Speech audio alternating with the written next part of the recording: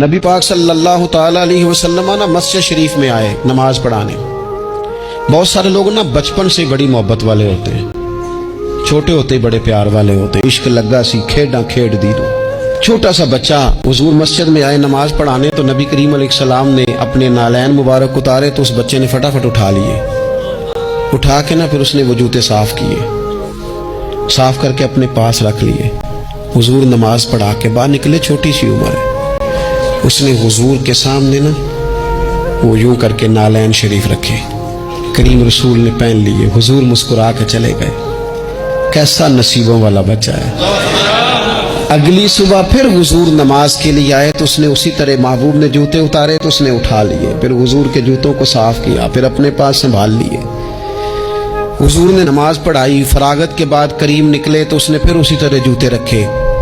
تیسرا دن ہوا، وہ یوں سامنے کھڑا ہے. حضور نے یوں مسکرا کے دیکھا، کریم نے دیکھا، محبوب نے جوتے اتارے، اس نے تھامے، صاف کیے، اپنے پاس رکھ لیے. حضور تکمیل نماز پر باہر نکلے، جوتے اس نے سامنے رکھے.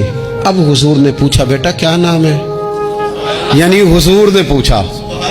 نبی کریم میں نے سنا ہے وہ بن سنور کر میری عیادت کو آ رہے ہیں. یہ دیکھو نا، نرخ بازار محبت کا انوکھا ہی ہو گیا. نرخ بازار محبت کا انوکھا ہی ہو گیا. خود خریداروں میں شامل آ کے مولا ہو گیا. یعنی حضور نے خود حال پوچھ لیا. نبی کریم نے حال پوچھا کیا نام ہے؟ اس نے کہا فلانا. باپ کا کیا نام ہے؟ حضور فلاں بن فلاں. کس قبیلے سے ہو؟ یا رسول اللہ فلانے قبیلے سے. فرمایا تمہیں کس نے کہا میرے جوتے اٹھاؤ، صاف کرو، پاس رکھو، جب نکلوں تو دو؟ عرض کرنے لگے حضور کسی نے بھی نہیں کہا، میرا دل کرتا ہے. یا رسول اللہ میرا دل کرتا ہے، مجھے کسی نے بھی نہیں کہا. محبوب کریم نے نا وہیں کھڑے کھڑے دوبارہ رخ پھیرا مسجد کی جانب، کعبے کی جانب منہ کر کے. حضور فرمانے لگے اے اللہ، یہ تجھے راضی کرنا چاہتا ہے، تو بھی اس سے راضی ہو جا. اے اللہ، جیسے یہ میری خوشی چاہتا ہے تو بھی اسے خوش کر دے.